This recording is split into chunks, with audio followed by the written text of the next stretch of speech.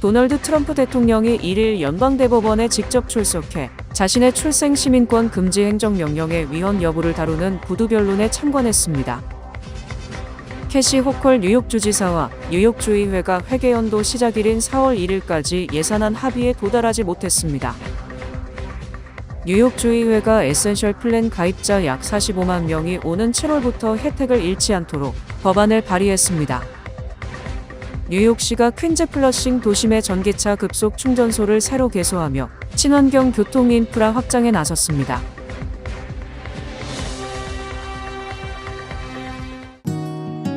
모두가 누릴 수 있는 권리, 바로 아름다움입니다. 키스는 누구나 더 쉽고 당당하게 자신의 아름다움을 즐길 수 있는 세상을 꿈꿉니다. 키스는 우리 모두의 미래가 더 아름답게 빛날 수 있도록 최선을 다할 것입니다. 당신의 아름다움의 모든 순간, 키스가 함께합니다.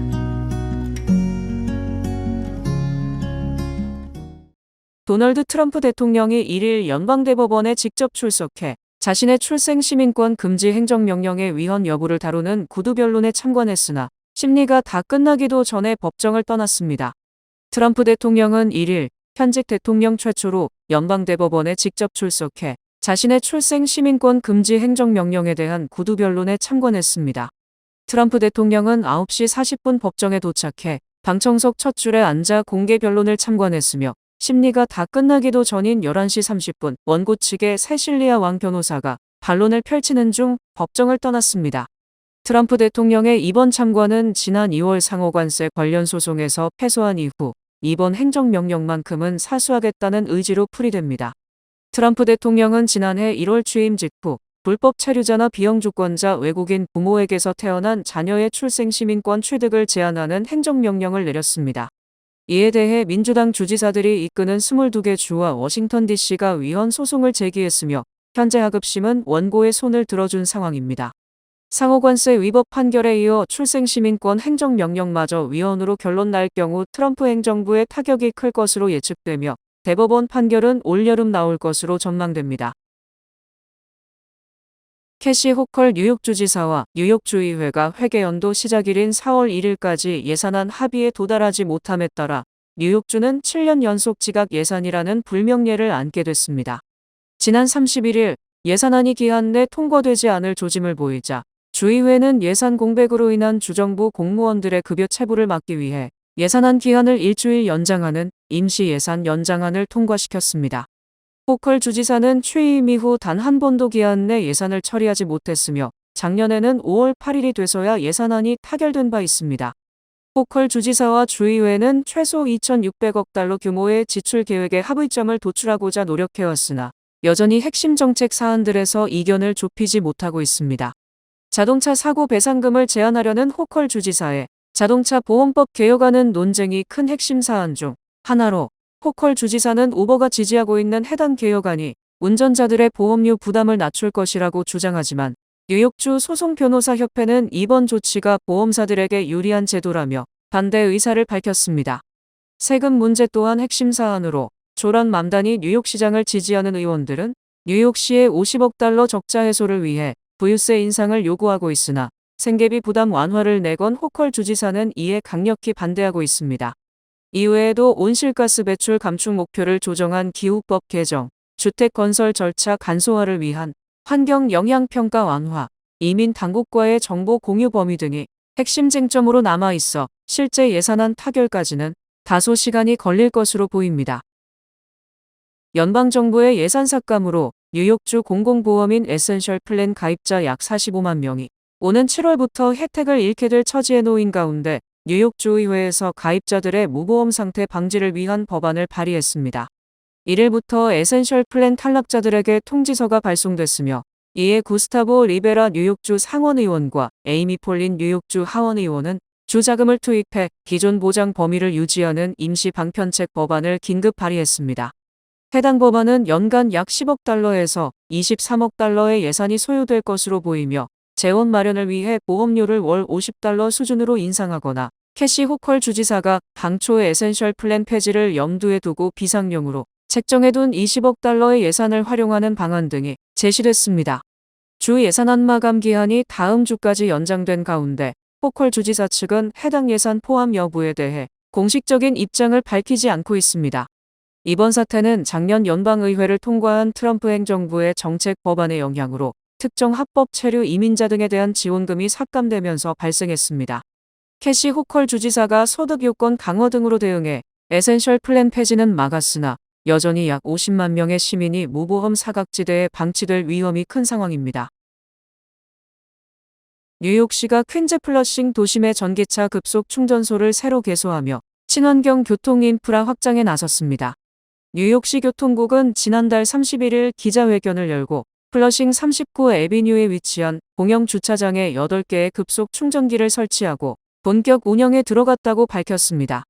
이번 시설은 뉴욕시 교통국과 뉴욕전력청의 협력을 통해 추진된 사업입니다. 이번 충전소는 특히 택시 리무진 위원회 면허를 보유한 운전자들이 많이 거주하는 지역에 조성돼 상업용 차량의 전기차 전환을 지원하는 데 초점이 맞춰졌습니다. 충전기는 약 10에서 15분 만에 배터리의 80%까지 충전이 가능한 고속 설비로 이용 시 별도의 주차 요금은 부과되지 않습니다. 시 당국은 이번 사업이 2050년 탄소 배출 제로 달성을 위한 핵심 인프라라고 설명했습니다. 관계자들은 충전 인프라 확충이 전기차 보급 확대와 대기질 개선으로 이어질 것으로 기대하고 있으며 향후 퀸즈를 포함한 뉴욕시 전역에 추가 충전소를 확대 설치할 계획입니다. 뉴욕시 5개 식당이 오늘부터 재개됐습니다. 뉴욕시 교통국에 따르면 자동차 도로변에 설치되는 로드웨이 카페와 인도에 설치되는 사이드워크 카페로 구분됩니다. 사이드워크 카페는 연중 운영이 가능하지만 로드웨이 카페는 겨울철 4개월간 철거해야 하며 이번 운영은 11월 29일까지 이어집니다. 설치 작업은 지난달 25일부터 시작됐으며 현재까지 약 2,600여 개 업소가 승인을 받은 상태입니다. 5개 식당 수는 팬데믹 당시보다 크게 줄어든 것으로 나타났습니다. 특히 플러싱과 맨해튼 한인타운 등에서 급증했던 업소들이 상당수 사라졌습니다. 업주들은 높은 허가 수수료와 유지 비용 부담을 주요 이유로 꼽고 있으며 일부는 비용 대비 효용이 낮다고 지적하고 있습니다.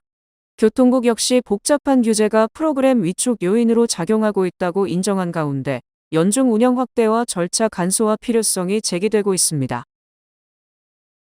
뉴욕시 공공보건클리닉의 언어 지원이 미흡해 환자들이 의료 서비스 이용에 어려움을 겪고 있는 것으로 나타났습니다. 뉴욕주 감사원장 보고서에 따르면 뉴욕시 보건정신위생국은 영어가 서툰 환자와 고객을 위한 언어 서비스를 일관되게 제공하거나 체계적으로 관리하지 못해 의료 서비스 접근에 장벽이 발생하고 있는 것으로 지적됐습니다. 일부 클리닉에서는 영어 미숙 환자 비율이 62%에 달했지만 실제 언어 서비스를 제공받은 비율은 12.2%에 그친 것으로 나타났습니다. 현장 조사에서는 이중언어 직원의 자격 검증 미비, 통역 장비 부족, 화상 통역 오류 등 운영상의 문제도 드러났습니다. 특히 전화 점검 결과 38건 중 66%에서 통역 서비스 이용에 어려움이 있었던 것으로 나타났습니다. 또한 보건국은 언어 서비스 제공 현황을 통합 관리하는 시스템을 갖추지 못해 기관별 기록 방식이 제각각이며 통역 연결 실패 사례도 별도로 추적하지 않고 있는 것으로 확인됐습니다. 이에 따라 전반적인 운영 실태 파악과 개선에 한계가 있다는 지적이 나오고 있으며 감사관은 중앙관리 시스템 구축과 다국어 서비스 확대 등을 권고했습니다. 연방대법원이 동성애 및 성전환 청소년을 대상으로 하는 이른바 전환치료를 금지한 콜로라도 주법에 대해 표현의 자유를 침해한다는 이유로 제동을 걸었습니다. 대법원은 지난달 31일 콜로라도 주의 관련 법률이 수정헌법 1조를 위반한다고 판단하며 8대1로 원고 측에 손을 들어줬습니다. 이번 판결은 해당 법을 즉각 폐지하는 것은 아니지만 유사한 규제를 시행 중인 20여 개 주에도 중대한 영향을 미칠 것으로 예상됩니다. 다수 의견을 작성한 닐 고서치 대법관은 콜로라도는 공공의 건강과 안전을 위한 정책이라고 주장할 수 있지만 특정 사상이나 발언을 강요하려는 시도에 대해 수정헌법은 방패 역할을 한다고 밝혔습니다. 이번 사건은 기독교 신념을 가진 상담사 케일리 차일스가 2022년 해당 법에 대해 소송을 제기하면서 시작됐습니다. 그는 이 법이 환자와의 상담 과정에서 특정 방향의 대화를 금지해 자신의 직업 수행과 신앙의 자유를 침해한다고 주장했습니다. 콜로라도 주법은 2019년 제정된 것으로 18세 미만 청소년을 대상으로 성적 지향이나 성 정체성을 바꾸려는 치료 행위를 금지하고 있습니다. 위반 시 최대 5,000달러의 벌금과 면허 정지 또는 취소가 가능합니다. 그러나 연방대법원은 이 법이 단순한 의료 행위 규제가 아니라 특정 내용의 발언을 금지하는 표현 규제라고 판단했습니다. 즉 상담사가 어떤 의견은 말할 수 있고 다른 의견은 말할 수 없도록 제한하는 것은 헌법에 위배된다는 것입니다. 엘레나 케이건, 소니아 소토마요르 등 진보 성향 대법관들도 다수 의견에 동참했습니다. 케이건 대법관은 별도 의견에서 이 법은 논쟁적인 사안에서 한쪽 입장만 허용하고 다른 쪽은 억압하고 있어 헌법 문제는 명백하다고 설명했습니다. 반면 유일하게 반대한 케탄지 브라운 잭슨 대법관은 이번 판결이 의료 규제 전반에 심각한 영향을 미칠 수 있다며 전문가의 발언을 포함한 치료 행위를 사실상 규제할 수 없게 만들 수 있다고 경고했습니다. 이번 판결을 두고 보수 및 종교계는 표현의 자유를 지켜낸 결정이라며 환영했습니다. 반면 주요 의료단체와 인권단체들은 전환치료가 효과가 없고 오히려 해롭다는 입장을 유지하며 강하게 반발했습니다. 도널드 트럼프 대통령이 우편 투표에 대한 연방정부의 통제를 강화하는 행정명령에 서명하면서 민주당 우세 지역들과의 정면 충돌이 예상됩니다. 이번 행정명령은 연방 우정국이 특별 바코드가 인쇄된 새 봉투를 제작하도록 하고 연방 데이터베이스를 통해 확인된 적격 유권자에게만 우편 투표 용지가 발송, 회수되도록 규정하고 있습니다. 각 주 정부는 우편 투표 시스템을 이용하려면 연방 우정국의 유권자 명단을 사전에 제출해야 하며 국토안보부와 사회보장국 등이 작성한 시민권자 명단과 일치하지 않는 투표지는 전송이 금지됩니다. 트럼프 대통령은 우편 투표에 대한 부정행위는 악명이 높다고 거듭 주장하며 이번 조치가 선거의 투명성을 확보하기 위한 것이라고 강조했습니다. 서명이 끝난 지 몇 분도 안 돼서 우편 투표에 가장 크게 의존하고 있는 캘리포니아주, 오리건주, 애리조나주 두 곳의 선거관리위원장들이 이에 대한 소송을 예고했습니다. 트럼프가 불법적으로 주 정부의 선거관리권을 침해했다는 것입니다. 트럼프 대통령이 올해 중간선거를 앞두고 유권자의 투표권을 제한한 부분에 대한 각종 소송전이 잇따를 것으로 전망되고 있습니다. 자녀와의 재회를 약속받고 이민 당국 사무소를 찾았다가 오히려 체포되는 사례가 잇따르면서 연방 이민 정책을 둘러싼 논란이 커지고 있습니다. 비영리 보건 전문 매체인 KFF 헬스뉴스 보도에 따르면 카를로스는 지난해 12월 뉴멕시코주의 이민세관 단속국 사무소를 방문했다가 현장에서 체포됐습니다. 텍사스 보호시설에 머물고 있던 10대 자녀들과 곧 재회할 수 있다는 설명을 듣고 면담에 응했지만 현장에서 서류 서명을 요구받고 이를 거부하자 곧바로 신병이 확보됐습니다. 그는 수갑과 족쇄가 채워진 채 텍사스 엘파소 구금시설로 이송됐습니다. 이 같은 사례는 미성년 이민자를 보호하기 위해 운영되는 연방보건부 산하난민재정착국 제도의 취지와 정면으로 배치된다는 비판을 받고 있습니다. 해당 제도는 부모 없이 입국한 아동을 보호하고 신원 검증을 거친 보호자에게 인계하는 역할을 담당해왔습니다. 과거에는 보호자의 체류 신분이 불안정하더라도 인계가 제한되지 않았고 단속기관과의 정보 공유도 엄격히 제한됐습니다. 그러나 최근 정책 변화로 상황이 달라졌습니다. 보호자 심사 과정에서 확보된 정보가 국토안보부와 공유되면서 면담 자체가 체포로 이어지는 사례가 늘고 있다는 것입니다. 특히 제출 서류 요건 강화, 가구 구성원 전원의 지문 조회, 대면 확인 절차 의무화 등으로 재회 절차가 대폭 까다로워졌습니다. 일부 면담에는 아이스 요원이 직접 동석하는 경우도 보고됐습니다.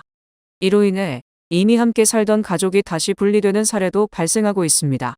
조사에 따르면 최소 300명의 아동이 기존 보호자로부터 재차 분리돼 절차를 다시 진행하도록 요구받았습니다. 재회까지 수개월이 소요되는 경우도 흔해 버지니아의 한 이민자 어머니는 교통 단속 이후 아들과 다시 만나는데 8개월이 걸렸다고 증언했습니다. 뱅크 오브 호프가 일본계 SMBC 메뉴뱅크의 상업용 뱅킹 부문을 인수하는 계약을 전격 성사시키며 금융업계의 주목을 받고 있습니다. 뱅크 오브 호프가 지난해 하와이 테리토리얼 세이빙스 뱅크의 인수합병에 이은 또 하나의 전략적 인수 성과를 달성했습니다.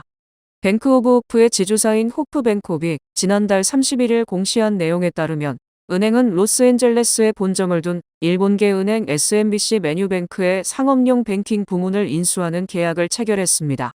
이번 계약에 따라 뱅크 오브 호프는 SMBC의 상업용 대출 약 25억 달러와 예금 약 27억 달러를 인수하는 효과를 거두게 됩니다. 뱅크 오브 호프와 SMBC는 또 뱅크 오브 호프가 일본계 기업과 개인 고객을 대상으로 상업 및 개인 금융 서비스를 제공하는 전략적 협약도 체결했다고 밝혔습니다. 이번 인수를 계기로 뱅크 오브 호프는 일본 뱅킹 디비전을 설립하면서 일본 고객 공략에 본격적으로 나설 것이라고 밝혔습니다. 이번 인수는 뱅크 오브 호프와 SMBC 이사회의 승인을 확보했으며 연방주 감독국 승인을 거쳐 올해 2분기에 완료될 예정입니다. 인수가는 공개되지 않았으나 전액 현금으로 지불됩니다. 뱅크 오브 호프는 이번 자산 인수로 은행의 주당 수익이 2027년 약 20% 증대하는 효과를 가져올 것으로 예상했습니다. 또 추가 대출과 예금 포트폴리오 인수로 인해 호프의 총자산 규모 증대 효과도 예상됩니다. 월가도 이번 인수에 대해 뱅크 오브 호프가 일본 등 아시안 커뮤니티에 대한 금융 서비스를 대폭 강화하면서 은행 성장을 위한 새로운 도약의 전기를 마련했으며 하와이주 테리토리얼 세이빙스 뱅크 인수에 이은 이번 자산 인수로 은행의 고객 베이스가 훨씬 다양해지고 강력해졌다고 평가했습니다. 파티 비롤 국제에너지기구 사무총장이 중동 사태 여파로 석유 공급 차질이 더욱 확대될 것이라고 경고했습니다. 비롤 사무총장은 1일 노르웨이 국부펀드 대표와의 팟캐스트에서 호르무즈 해협 봉쇄 영향으로 4월 석유 공급 차질 규모가 지난달보다 2배 수준에 이를 것으로 전망했습니다.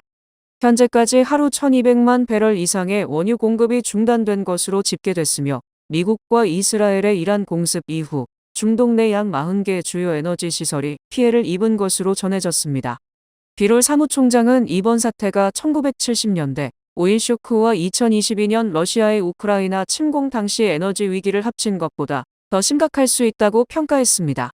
특히 항공유와 디젤 부족이 가장 큰 문제로 지목됐으며 이미 아시아 지역에 영향이 나타나고 있고 향후 유럽으로 확산될 가능성이 크다고 밝혔습니다.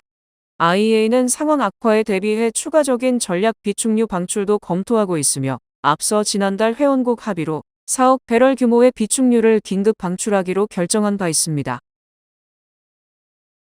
미 중서부 러스트벨트 지역의 전기차 산업이 기대와 달리 침체를 이어가고 있습니다. 제너럴 모터스의 대규모 전기 픽업 트럭 투자로 한때 전기차 특수가 불었던 가운데 캐나다의 차량 부품 제조사 마그나가 미시간주 세인트 클레어시에 설립한 공장도 현재는 가동이 거의 중단된 상태입니다.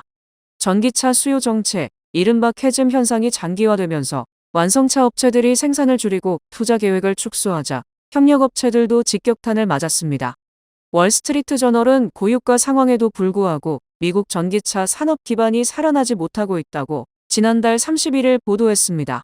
마그나 측은 신규 고객 확보와 공장 정상화까지 최소 18개월에서 24개월이 걸릴 것으로 보고 있습니다.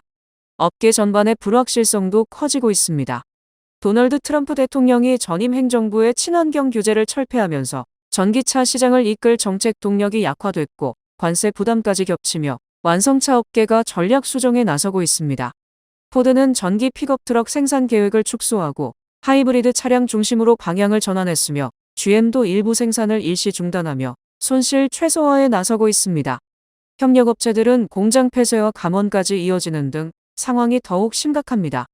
고유가로 전기차 관심이 일부 높아졌지만 소비자들의 지출 여력이 줄어들면서 차량 구매 자체가 위축되는 점도 부담으로 작용하고 있습니다. 시장조사업체 JD파워는 최근 미국 전체 자동차 판매가 10% 이상 감소할 것으로 전망했습니다. 현지 관계자들은 정책 변화와 시장 불확실성이 겹치며 전기차 산업 회복 시점을 예측하기 어려운 상황이라고 지적하고 있습니다. 뱅크 오브 호프가 장학금을 드립니다. 올해 대학 가는 12학년 학생들을 위한 호프 장학금. 지금 바로 지원하세요. 이 프로그램은 대형은행의 든든함과 로컬뱅크의 세심함으로 함께하는 뱅크 오브 호프 제공입니다. 주요 단신 전해드립니다. 연방상무부는 2월 미국의 소매 판매가 7,384억 달러로 전월 대비 0.6% 증가했다고 1일 밝혔습니다. 2월 소매 판매 호조는 미이란 전쟁 발발 직전 미국의 소비가 견조한 증가세를 유지하고 있었음을 보여주고 있습니다. 연방준비제도의 제롬 파월 의장은 미이란 전쟁의 경제 영향을 아직 판단하기 이르다며 현재 통화정책 기조를 유지하고 상황을 지켜보겠다고 발표했습니다. 투자의 달인 워런 버핏이 애플 주식을 너무 일찍 팔았다며 향후 주가가 낮아지면 재매수할 가능성이 있지만 현재 시장에서 추가 매수는 하지 않겠다고 밝혔습니다. 젯바운드로 유명한 제약사 일라이릴리는 홍콩의 인실리코 메디슨과 총 27억 5천만 달러에 이르는 라이센스 및 연구 계약을 체결하고 인공지능을 활용한 신약 개발에 박차를 가하고 있습니다. 메타는 세계 최대 규모로 건설되는 자사의 데이터 센터 하이페리온의 구동을 위해 루이지애나에 총 5.2 기가와트 규모의 천연가스 발전소 7곳을 건설하기로 했습니다. 트럼프 대통령이 자신의 대형 이름 간판과 2개의 황금 동상 등을 포함한 47층 규모의 초고층 트럼프 기념관을 마이애미에 건립할 계획이라고 밝혔습니다. 워싱턴 DC 내셔널몰에 트럼프 대통령을 풍자하는 황금색 변기 조형물이 왕에 어울리는 왕좌라는 팻말과 함께 설치돼 화제가 되고 있습니다.